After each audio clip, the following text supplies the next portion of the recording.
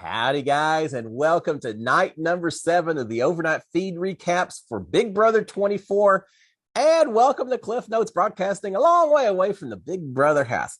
All right, Tuesday night, we've got the nominees for Thursday night's eviction set. It's Terrence and Taylor, who are on the block after Michael used his veto on Monday. So we know who the two nominees are going to be. We still don't know how this backstage twist is going to work. And we got some people, Brittany, very, very worried about that and affecting her game a little bit. But the house guests also have lost their backyard, so they're all trapped inside, which means time for a lot of different conversations. And we had them last night. Some good conversations, not all game related, but we had a lot of time with the groups hanging out with each other and just talk about different things. So we'll talk about some of that going forward. So let's kick off with one conversation that we had in the HOH room. Daniel's still up there. Now, Daniel's powers are gone for the week, as far as we know. He's made the veto ceremony renomination. Nothing more for Daniel to do this week. His power is gone, but he's still trying to get some influence and all that. We've got Joseph up there talking to him.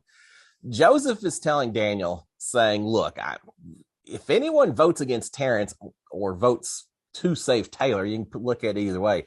Says if anyone votes against Terrence on Thursday night, I'm going after him. I'm not going to put up with it. I'm going after him. You know how people always talk about they get irritated when they see so many house guests voting with the house? Well, sometimes, most times people aren't quite so blatant as Joseph is right now. But certainly when you vote against a house, sometimes it can create a little bit of a target for you. And Joseph's just throwing out there, I'm going after anyone who doesn't vote to send Taylor home. There's campaigning from Taylor and Terrence there taking place this evening.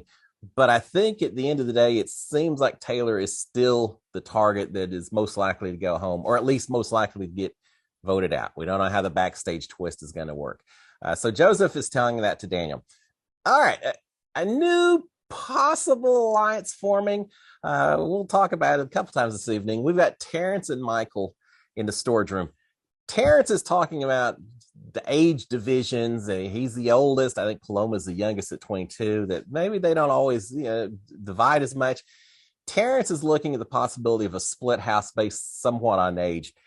He is suggesting to Michael that maybe there be an old alliance of him, Nicole, Brittany, Daniel, and then Michael as well. Michael, I think he says, is 28, but that kind of right there is about the middle. And so Terrence is saying, look, how many is that? Six of us or 5 of us, we could be an alliance of the older people in the house and do a lot of things. And then he mentions as well, he says, Amira as well. She may be a little younger, but I think she's an older soul. So again, myself, Nicole, Brittany, Daniel, you, Michael, and Amira, a group of 6 working together as the old alliance. And Michael says, yeah, I'd be happy to talk about it. They also mention the fact that they need to get Daniel on board. Michael's already said in the past he wasn't really sure that Daniel wanted to work with him. But they're both saying what they really need to do is for one of them to win the HOH and not put Daniel up on the block as a way to show trust with Daniel and maybe bring him in as a result of it. I'm not sure I see this group necessarily working together. Now, some people like Daniel and Nicole within that group and Amira perhaps already are tight enough that they may be there. And just when you add in Terrence and Michael, not sure we're quite there yet, but it's being discussed. Later, we've got Michael talking just to himself, talking to the cameras I think is in Jetson's bedroom. He's talking about the fact he's just happy that he's got some people approaching him, that he actually has some options at this point in time. So he's feeling pretty good about everything. Excuse me. All right. Interesting. We haven't had any showmances this season. We don't have them yet, but I did notice a little bit of flirting between Joseph and Indy in the bathroom, sitting on the floor staring at each other, and just a little flirting as well. I've also noticed some flirting between Indy and Kyle. Now, Joseph did say that he's single, but he kind of has someone back home that when he gets out, maybe he'll see if there's something going on with her and all that. So, not sure just what Joseph thinks of as his status. We'll see what happens. Later, we got Pooch and Kyle talking about the difficulties of having a showmance in the house. Kyle seems a little bit more willing than Pooch is. Pooch is saying, it's just tough. You're on TV and all of that. So no showmances yet. But at least we got some people that are starting to vibe. That word's used so much in this season. With each other. We'll see if anything develops. All right, we've got two groups, a lot of conversations throughout the evening. Again, just big groups hanging out. At one point, we've got two groups, one in the HOH room, one in the living room, 8 people more or less. There's a little rotating back and forth, but primarily 8 people in each. No game talk, because with that many people, you can't really talk game. But it's interesting. Up in the HOH room, there was a fairly long talk about social media. And Paloma talks about going on some vacations where she was so focused on social media that she didn't even get a chance to have fun because she was so busy taking pictures and everything else. Kyle reveals that he's got 500,000 followers, I think on Instagram, TikTok, some combination, but that he's got a lot of followers. And I thought it was interesting. Does this help or hurt his game for people to know that he has such a social media presence? I don't know. I know during my season, I thought that Sis probably had millions of followers. I thought she was a huge social media person.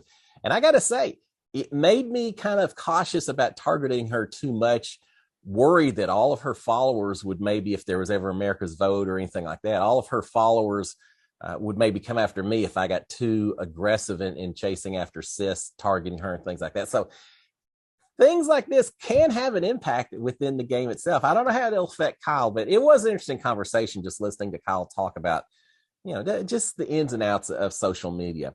All right, we've got Amira and Nicole still complaining about Brittany.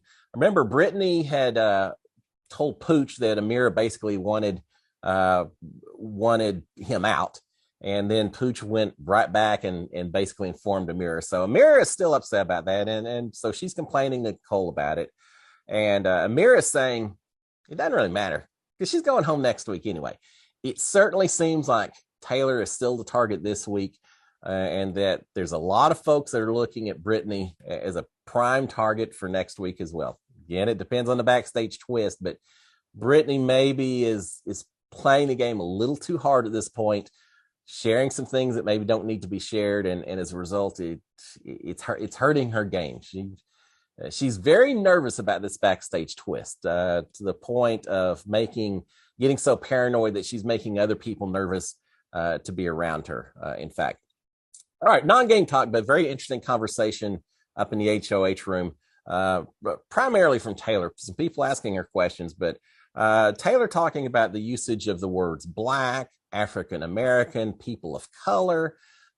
She talks a little bit about her family from the South, but then eventually escaping up into Michigan, and that's why she has such an affinity for Michigan and everyone up there. Just, again, no game talk, but it's nice to hear people sharing information and talking and just sharing with each other. I really like listening to that. All right, we've got Turner and Jasmine talking alone.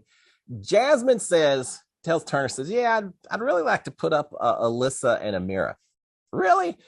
No, I think Jasmine at this point, as soon as I heard that, I thought, well, she's just mining for information. She just wants to see what Turner has to say. But she suggests that. Turner's suggesting that Michael and Terrence are the easy picks, and maybe that's who he would target next week, who maybe they ought to be looking at.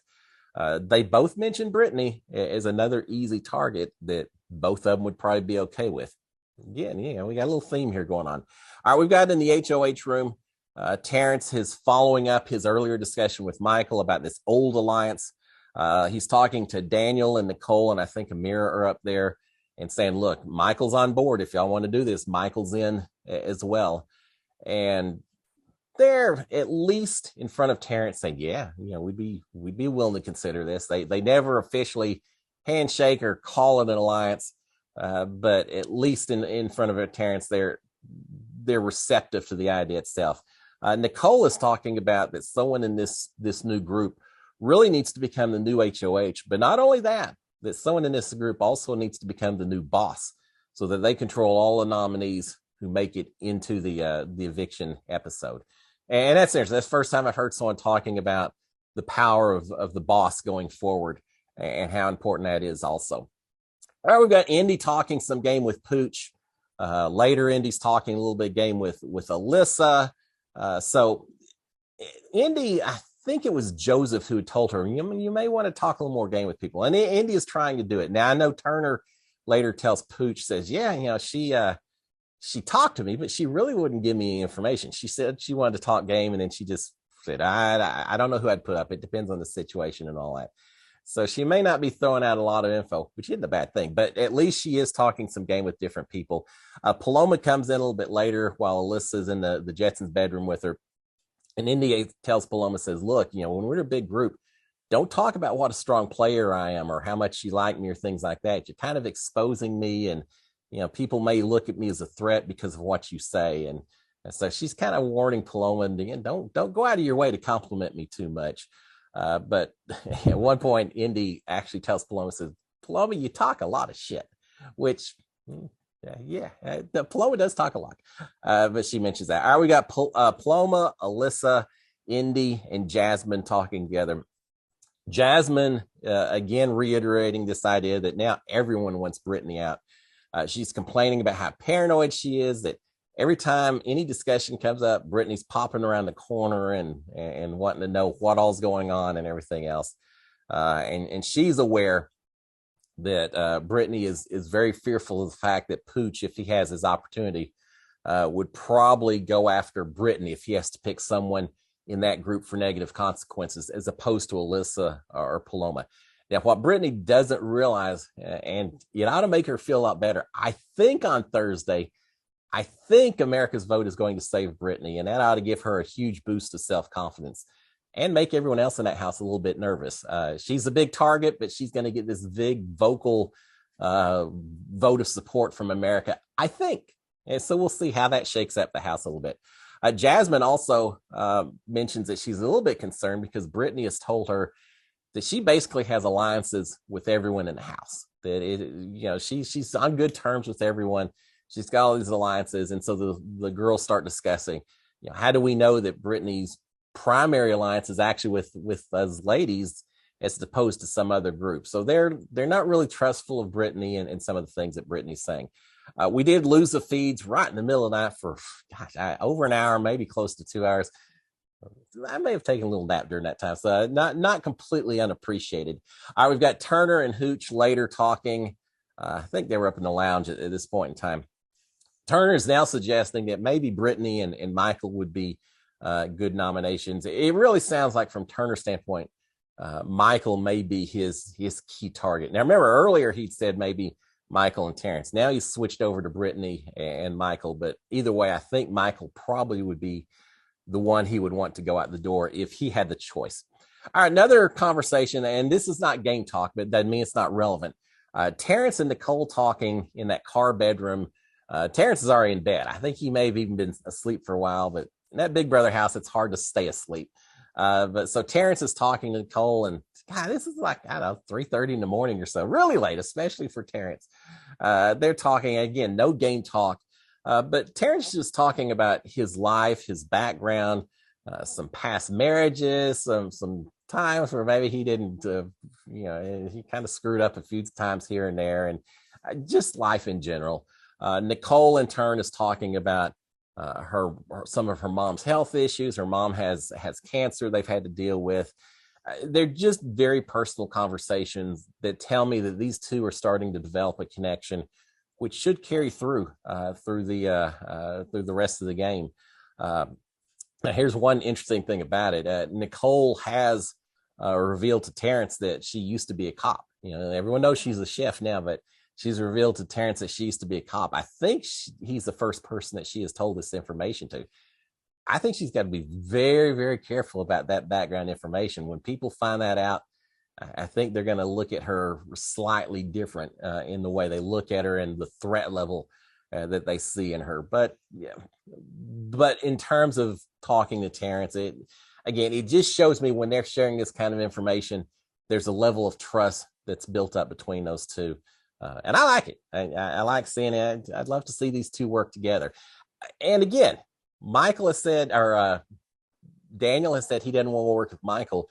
But if Terrence has enough bond with Nicole for this old personal alliance, Nicole may be able to help sway Daniel into committing to it. And if he does that, then maybe he is willing to work with Michael, especially if, as Michael and Terrence talked about earlier, if one of them was to win the HOH, and prove to Daniel that he is not their primary target. Maybe they could make it work. I will see. I'm not sold on the alliance just yet, but it's interesting to consider. It's interesting to look at. All right, there you have it, guys. I think all the house guests were asleep by 4 o'clock or so in the morning. So an early night for these house guests is certainly welcome.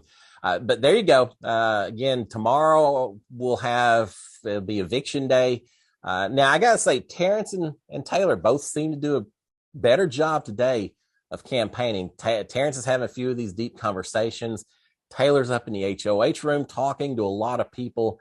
They've really turned it on, and I think Taylor's still a target, but they both have been doing, I think, what they need to do to try to fight for their survival, and I love to see that. We'll find out how it works. Again, tomorrow, eviction day, last little bit of campaigning, and we're finally going to get to find out what this twist is with the backstage. I'm ready for it. Guys, y'all have a fantastic Wednesday. I will be back tomorrow morning to talk about all the overnight feed recaps again. Until then, y'all have a great one. SKD 143. Cheers, friends. Bye.